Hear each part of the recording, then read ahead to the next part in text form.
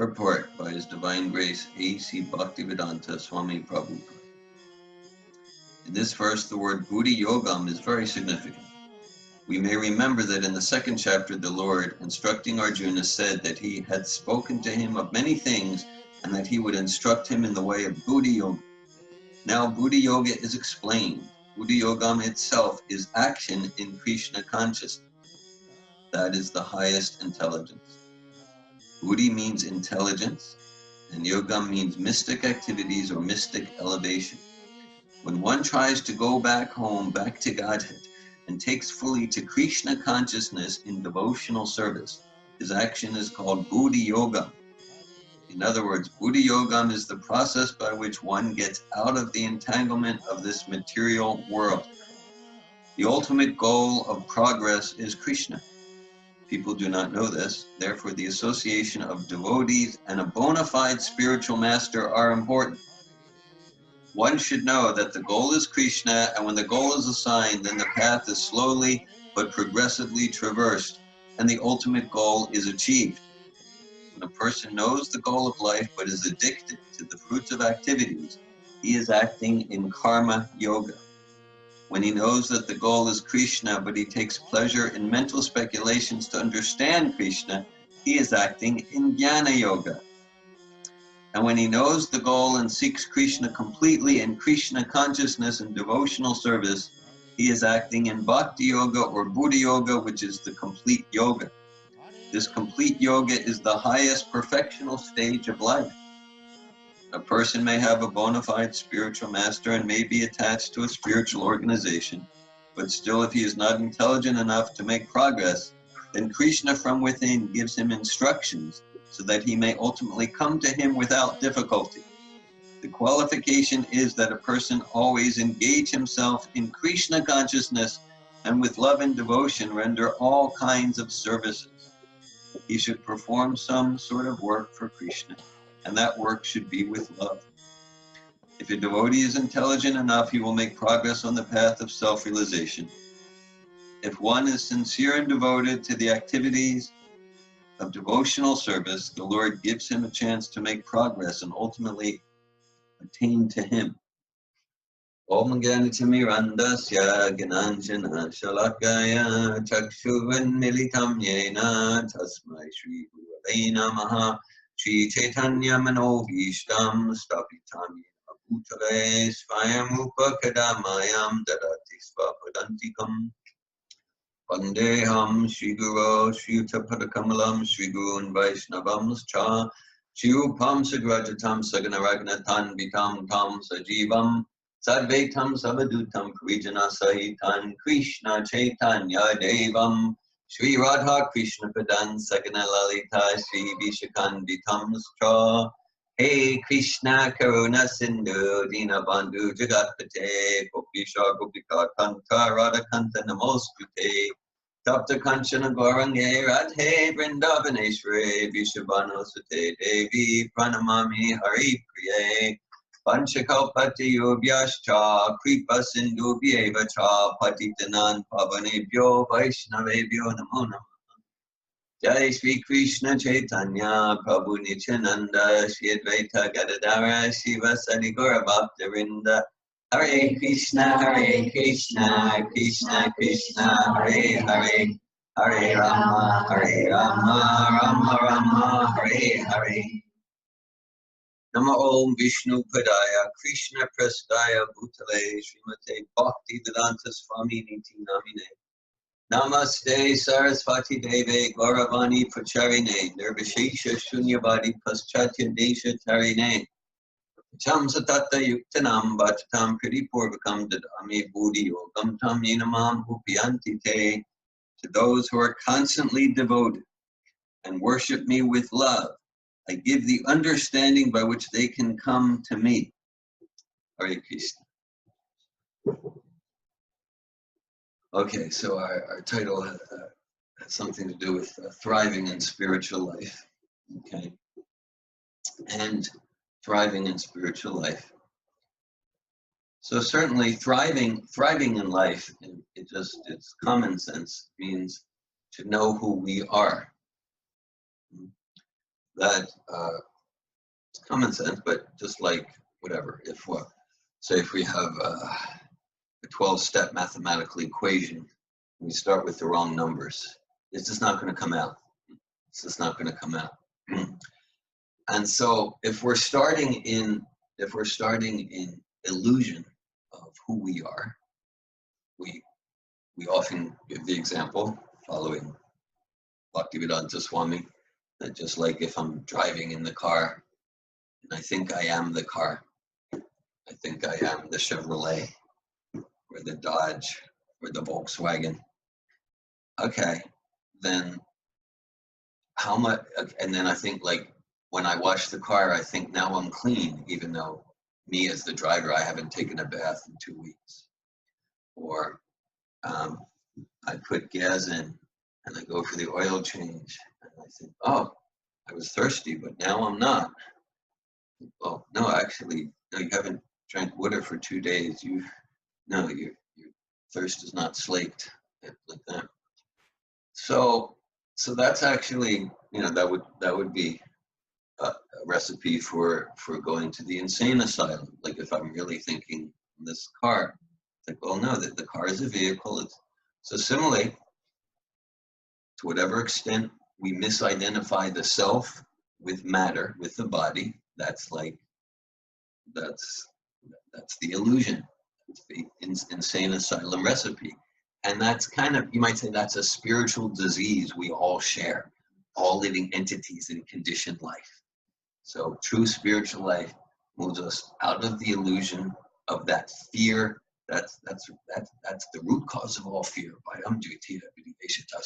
Misidentifying the self with the body. So real spiritual life moves us to understand, oh, I'm not the car, I'm the driver of the car. Another little exercise we often do, if we imagine we're looking at a photo of ourselves when we were 5 years old, we don't say, who is that stranger there? We say, that's me, that's David when I was 5. That's Danielle when I was 5. That's Sita. We know from science, there's not one molecule, not one atom in our body now that was there when we were 5. So this is explained with all reference to logic and rationality in Bhagavad Gita.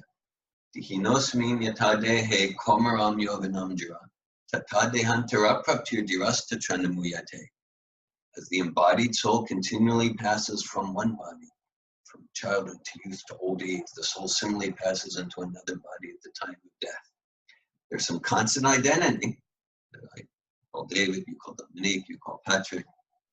But the physical is completely changed. That indicates, oh, I'm something non-physical. Okay? As Teilhard de Chardin said, we are not human beings having a spiritual experience. We are spiritual beings having a human experience. Meaning like, okay, we're spiritual. We're this irreducible quantum of consciousness, the spiritual spark that animates the body. And right now, that atomic unit of sentience, that spiritual spark, it's in a human model. Just like I could be in a 2-door or a 4-door. I could be in a military tank, or I could be on a motorcycle. Okay, so we're in a vehicle called the human model. That's what's happening. Outside, there's spiritual beings in a squirrel model, like that. Okay, so to thrive, it starts by knowing who we are and distinguishing the self from matter, spirit from matter, soul from body. See, C.S. Lewis said, we don't have a soul, we are a soul, we have a body. Okay, and then with applying a little bit of intelligence, we can see that, okay, so we make a distinction between body and soul. And we can make a distinction between soul, which is conscious, and higher consciousness. We can see, if I look at something simple like this book stand,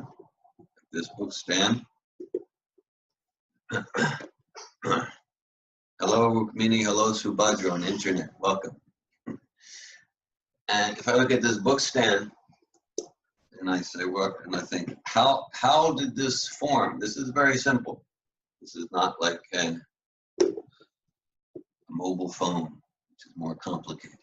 If I look at this book stand, do I assume, yes, the book stand all came together because the wind blew and by random chance, pieces of wood? No, we know there's some intelligence. There was some designer, some craftsman, some intelligence. So similarly, if we look at, say, the level of organization, the level of structure of the veins of a leaf, or the human brain, or the rotation of the planets, we can see, well, it's trillions and quadrillions of times more complex than this book stand. So it's logical to conclude that there's an intelligence behind the rotation of the planets and the veins of a leaf that's higher than the intelligence behind this book stand, behind the Dell computer. It's a higher level of organization. Okay. So thriving means that we realize we're the driver of the car, not the car. We're that irreducible quantum of consciousness. We're not the body. Well, intellectually is a start, and we realize that. And we act according to the natural function. So what is the natural function of that irreducible quantum consciousness? It's service. Service to, let's call it that, higher intelligence. Some use the term God. Service to that higher intelligence, the person behind the veins of the leaf, the person behind the rotation of the planets. Service to God is the nature of the soul. So to the extent that we realize who we are as the eternal spirit soul, and we act in that realization in service to the Supreme, then that's thriving. Then the diamond spirit soul. There's different philosophies of the self. There's some call it the blank slate approach, where at the core we're nothing. So who is it that's saying that at the core we're nothing? Just a collection. We're just a collection of molecules. That's science. That's progressive. Okay, so you can, if I give you the chemicals, you'll combine it and create a mosquito or an amoeba or something. You'll do it? Well, no. Oh, well, it doesn't sound scientific then. So, all right. So this is called Bhakti Yoga, where the soul serves God with love and devotion. And that's like, because everyone likes to serve and contribute. So that's compared, Yata Tarur Mudla Nishek Chanina. That's compared the Supreme God. This Bhagavad Gita, it is a monotheistic approach to spiritual life. Monotheistic means one God. And one God has many names, just like one person.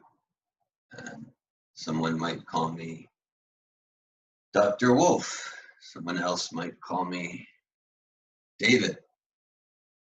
Two people call me Dad. One of them is sitting right here at this time. Okay, so according to different relationships, we all have different names. I've heard people play other names. Yes. Yes, that's a fact. Some people regard me inimically, and they have their own names for me. That's a fact. So actually today's the anniversary of the appearance day of Srila Bhakti Siddhanta. And a quote from him we often use is, it starts with the statement, "The world stands in no need of any reformer." And that's actually part of about a 10-page essay where he talks about genuine spirituality being non-sectarian.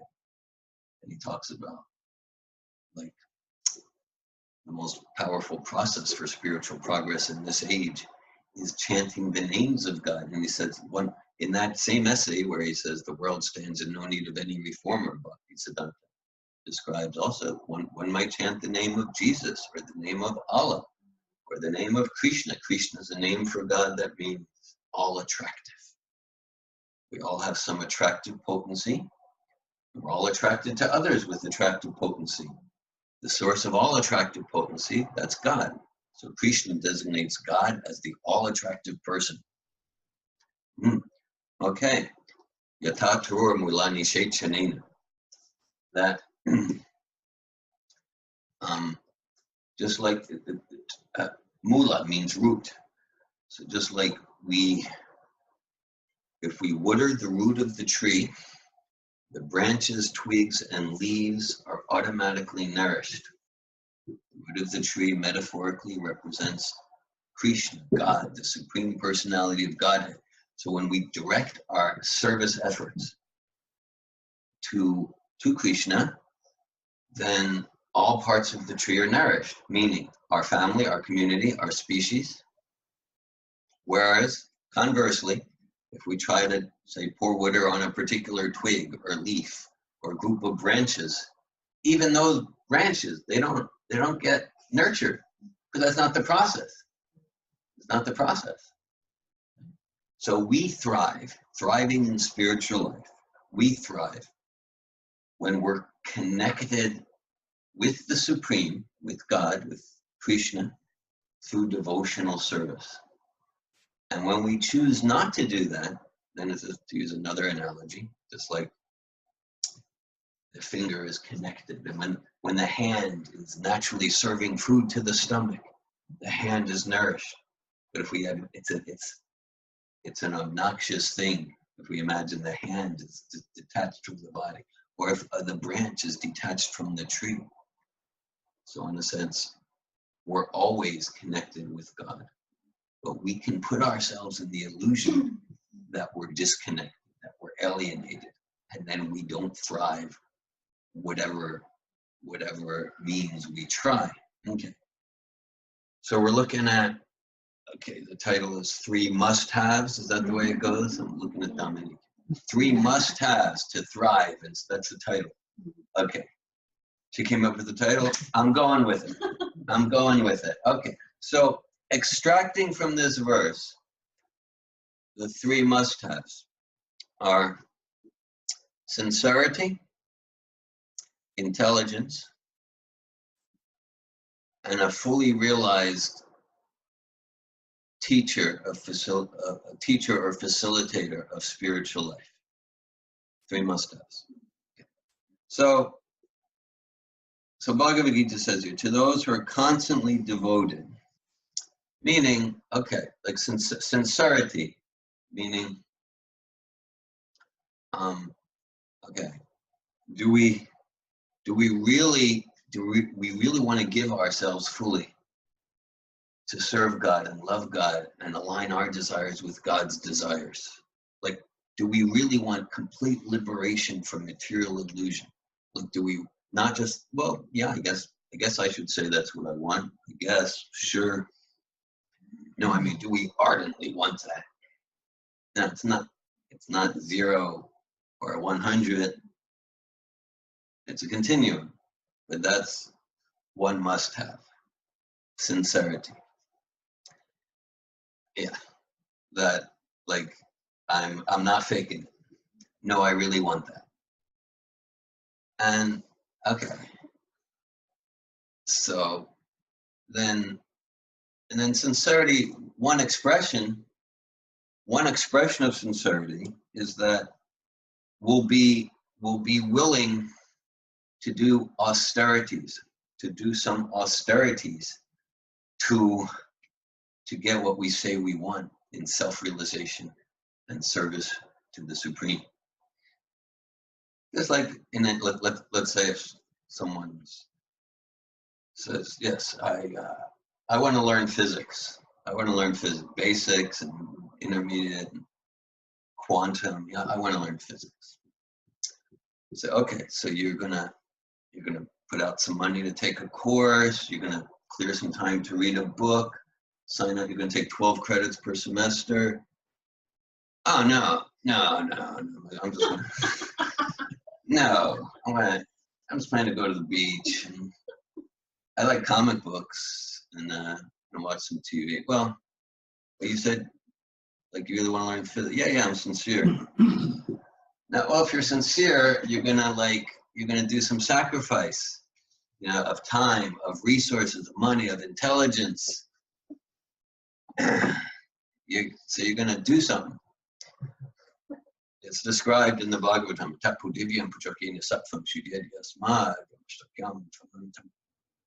It's described that, if we're properly guided and we do divine austerity, then we become receptive to unlimited spiritual bliss. The idea of someone, I'm sincere, I want to get a degree in physics. The idea is, and I'm not going to just go to the bar and beach every day and weekend. I'm going to put in like thousands of hours, and I'm going to do an internship, and I'm going to learn laboratory, like that. And there's some trust there that, and then I'll be, 6 years and 10 years, I'll get that PhD, and I'll have a higher income, and I'll be satisfied because I got so much knowledge. Then I'm going to give up some immediate gratification for some longer term fulfillment. So similarly, if we want self-realization, we want love of God, we want service to God, we're willing to do some austerity. And I like that. And really, this sincerity, this is Srila Bhaktisiddhanta, Srila Prabhupada, they're giving us a process really where that's all that's required. Not like this kind of being willing to do austerity. That's a natural expression.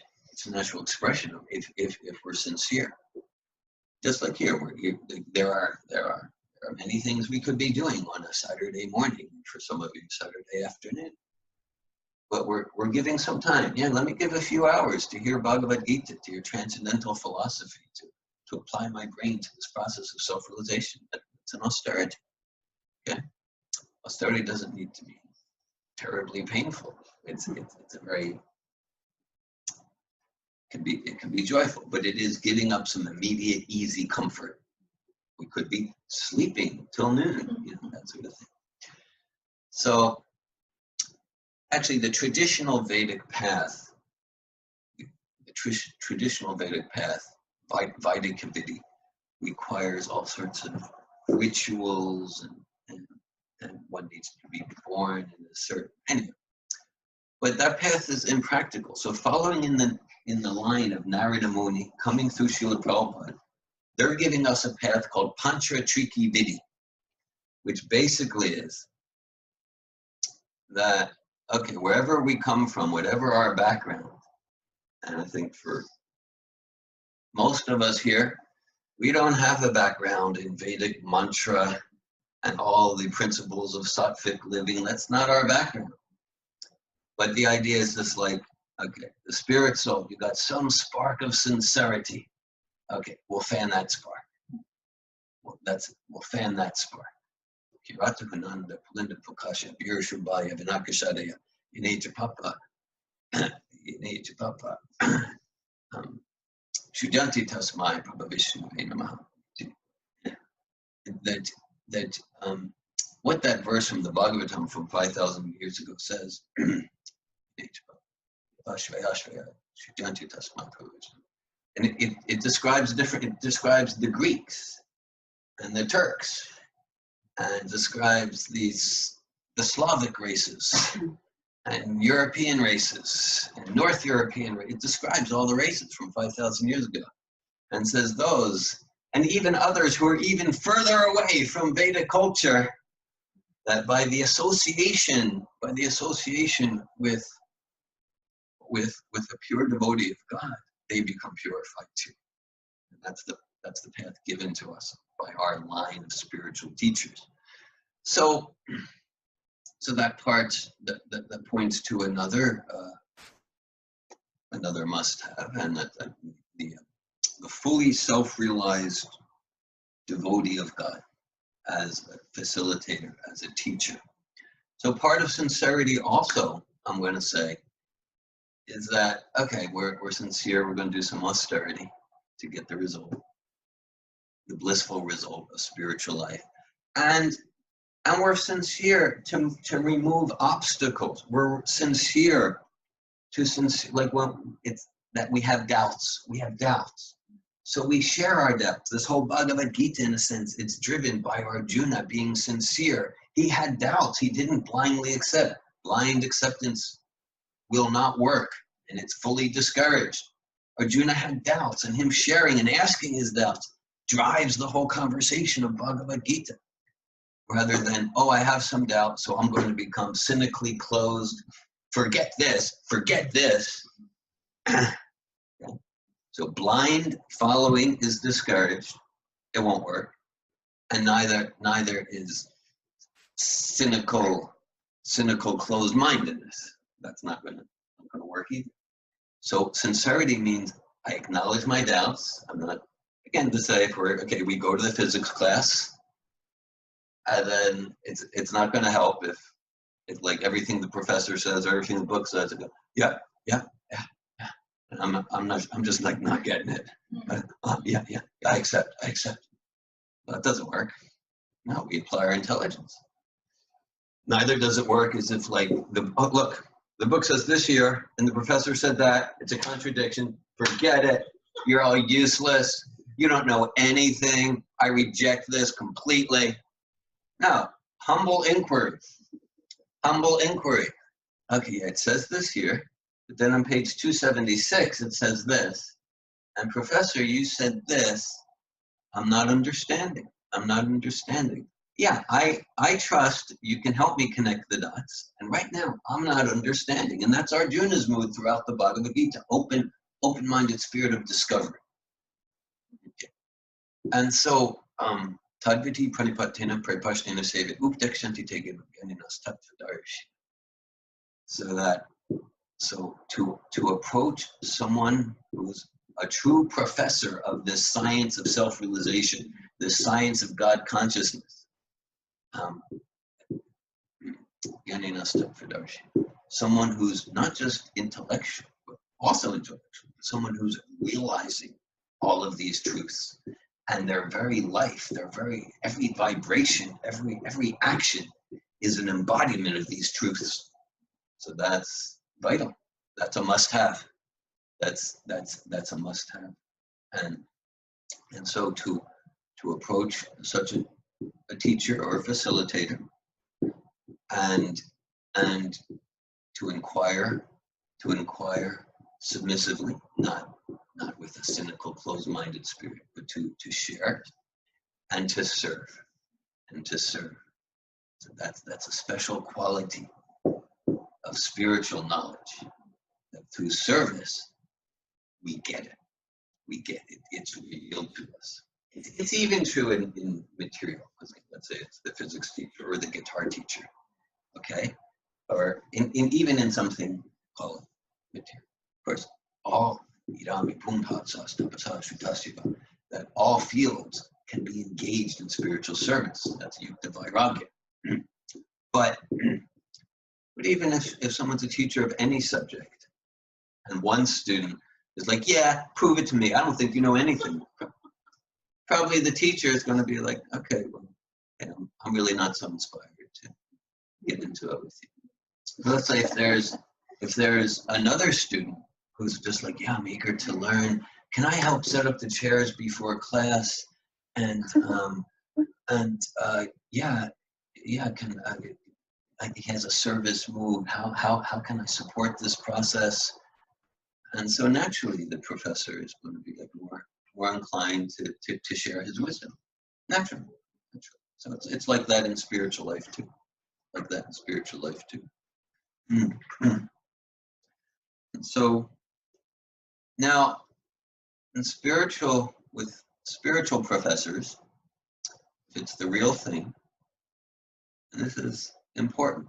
Actually, Srila Bhakti Siddhanta, it's his appearance day today. He's the spiritual master of Srila Prabhupada. Prabhupada often quotes him, saying that Bhakti Siddhanta said, yeah, this is it's material world, it tends to be the society of the cheaters and the cheated. I'm sure we could all relate to that if we think of So that's a third must-have, intelligence. I mean, intelligence needs to be active in every sphere, including being able to make distinctions, because in the name of guru and spiritual teacher, there's a lot of, look at these words, cheat and teach. They're kind of reverse of each other, cheat and teach. There's a lot of cheating going on in the name of spiritual life. So we need sincerity and intelligence to get the real thing. Bhagavad Gita as it is, giving the real thing. So with spiritual knowledge, by definition, spiritual is not dependent on matter. If we think spirit in any way is dependent on matter, that's our limited misconception. Just like we are that irreducible quantum of consciousness that inhabits the body, yeah? And intrinsically, to exist, we do not need this body at all. You say, well, I gotta eat, but that's our misconception. That's our misconception. And yeah, so it's true that biology affects consciousness, and consciousness affects biology. We have this particular body because of a consciousness we developed. And to the extent that we're realized of who we are as the driver of the car, to the extent that we're realized, then biology no longer affects consciousness. When this body dies, the soul continues on, just as it continued on from the toddler body and the teenage body. And to the extent that we're attached to I am matter, then we'll take another material body. And to the extent that we're free from that misconception, then we're no longer forced to take a material body, and we rejuvenate our original spiritual body and relate with God in pure loving devotion. So spiritual knowledge is not dependent on physical proximity. That's an important point. Divya Gyan, Diksha, Upadeksha, Deksha, same root. So when I talk about a fully realized facilitator, professor, teacher of spiritual wisdom, spiritual knowledge, that is in no way dependent on physical presence. If we think that it is, then that's our limitation. Okay, so a third must-have that we began to mention, I'll say a few more minutes, then bring it to a close here, is intelligence. Intelligence, and that's so to those who are constantly devoted and worship me with love, I give the understanding, the buddhi, the intelligence by which they can come to me. So that's intelligence to make distinctions, right? Knowledge is power. Knowledge or intelligence means the capacity to make distinctions. Meaning, what habits are going to support me towards this goal of self-realization and going towards service to God and love of God? There are certain ways I can relate to my eating, to my sleeping, to my sexuality, to my communication, to my, like it is said, cleanliness is next to godliness. There are certain ways I can relate to how I keep my vehicle, my office, that are going to support me in this goal or not support me in this goal.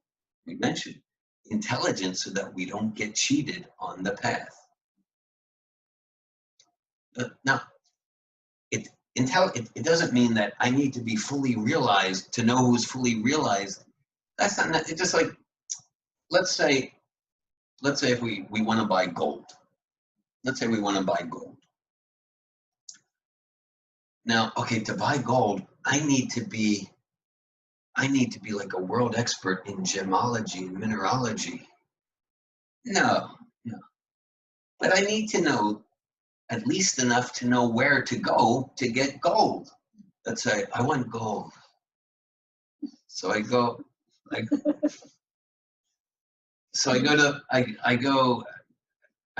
the farmer's market.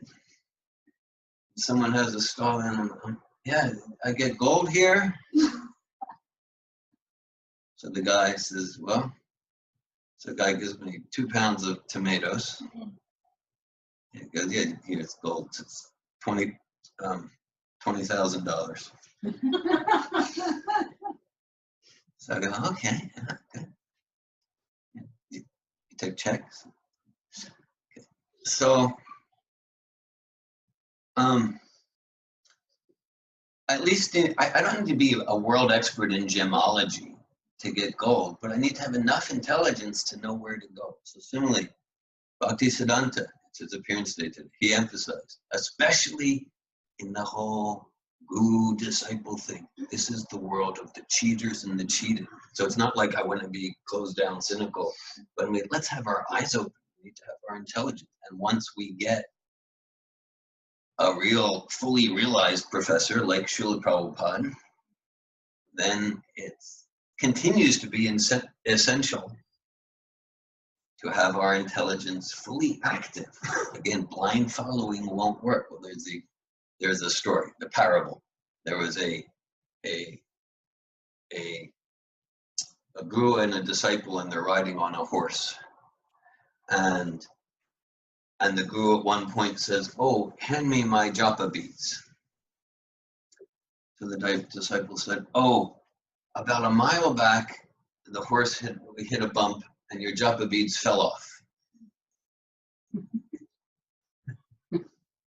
So the guru says, okay, well, let's go back and get them. So they go back and they get the japa beads. And the guru says, look, so if we're riding and something falls off the horse, we stop and we get it. So they're riding, and then the disciple goes, whoa, whoa, stop, stop, stop. So the guru goes, oh, okay, what's up? So the disciple gets out. So the horse passes a menorah, and the disciples picking it up. So the disciple says, so the guru's like, what are you doing? The disciple says, what you said if something falls off, we stop. So the guru says, well, not that. So the guru says, okay, look, I'll make a list. Japa beads, water pot, dhoti. He makes a list. These things, okay? So they keep riding. They keep riding, and the horse hits a big bump, and the guru falls off the horse. So the disciple checks the list, and whatever, but guru is not on the list, so the disciple keeps going. So we can say, well, the disciple is such a good follower. He followed exactly. Well, no, he's a fool. He's a complete fool. So it's important to have our intelligence engaged. Common sense. Yeah, just like we don't go to the farmer's market to get gold or like that. And at the same, also, intelligence is a must-have to know where we just are not intelligent enough or nowhere close. Spiritual life means I'm a conditioned soul, and this is knowledge. It's not irrational knowledge. It's super-rational. It's trans-rational. It's coming from a rationality that's beyond the limited 9 dots of my mind and senses. So that there's in Immanuel Kant has a book, Critique of Pure Reason. I'm not an expert on Kant, but essentially that reason has its place and it's a tool, but there's limitations. So just like, if there's let's say there was an ant on that wall. I am not saying an ant on your wall. I'm just doing this for instructive purposes. Okay, so the ant has a particular consciousness, and it has an experience, whatever that experience is. But how aware is the ant that it's crawling on one small section of a big wall, and that wall is just one wall amongst several walls in a room, and that room is just one room amongst several rooms in a house on one street in a town. Some could call it a city, but a town called Gainesville. And Gainesville is just one town in a state called Florida, which is just one amongst 50 states. And this is just, North America is just one continent on a pebble called the Earth. So how aware is it? So we'd say, okay, yeah, well, that's it. So to get that we are like in spiritual life, we are like an ant. And just like, okay, we have this knowledge that the ant doesn't have. So to get that, yeah, okay.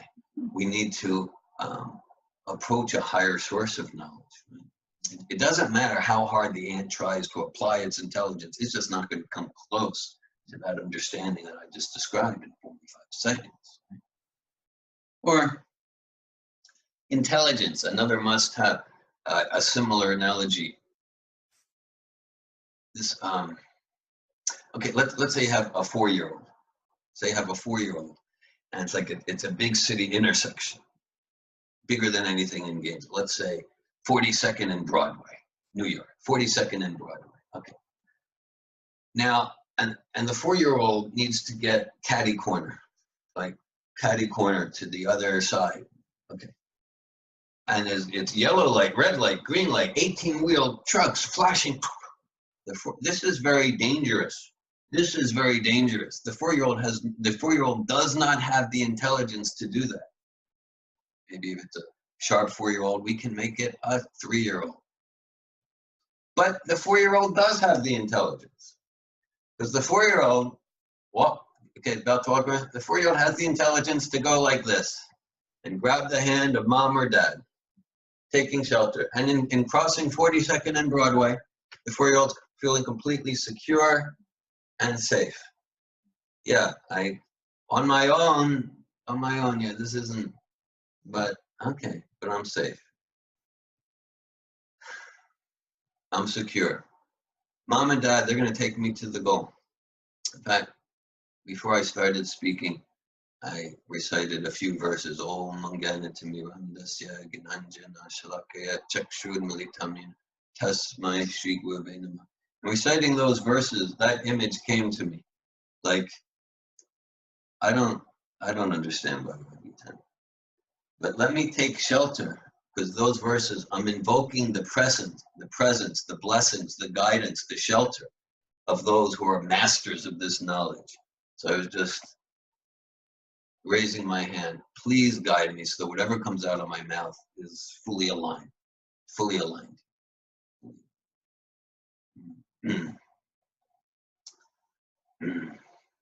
Remember,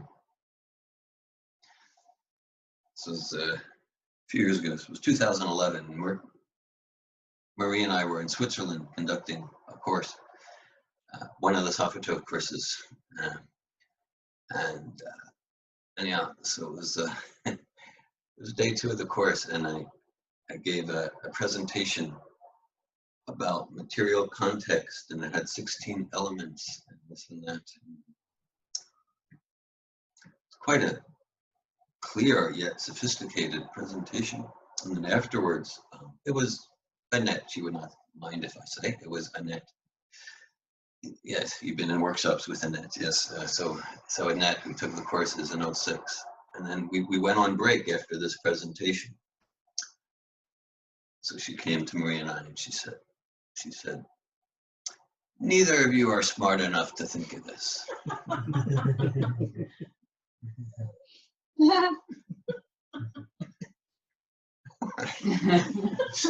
So it's a little disappointing, because I guess for a few years she thought, like, wow, David Wolf comes up with wow, he's really, but then she said, neither of you are smart enough to think of this.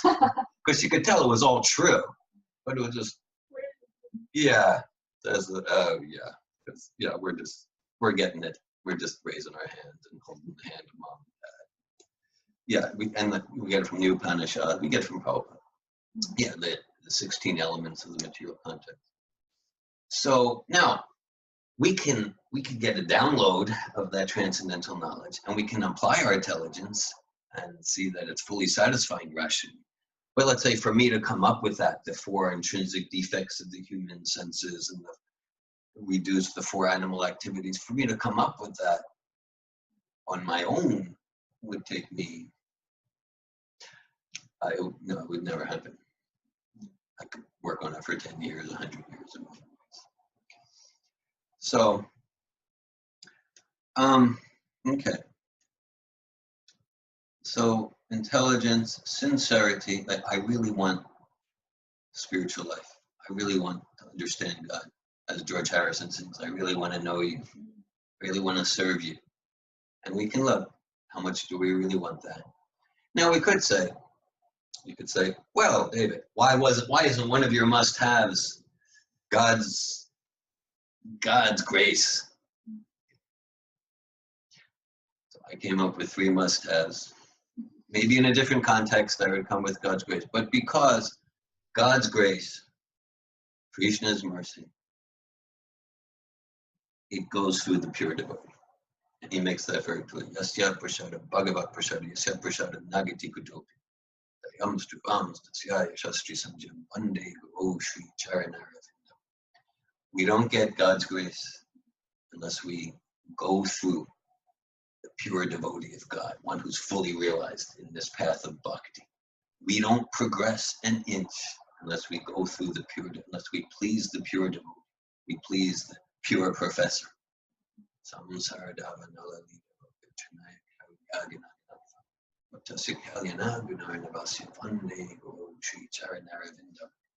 That's described.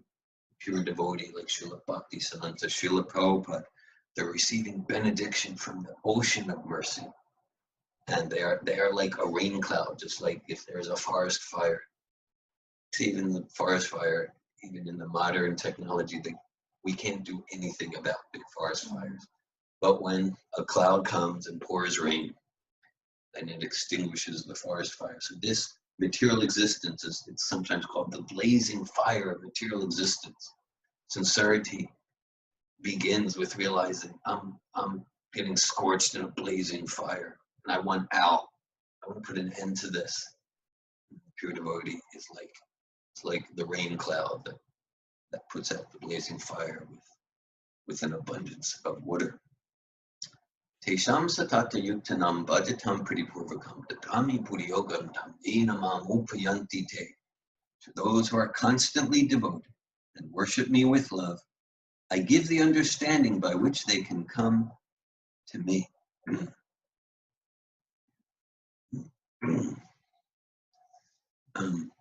Thank you for your attention.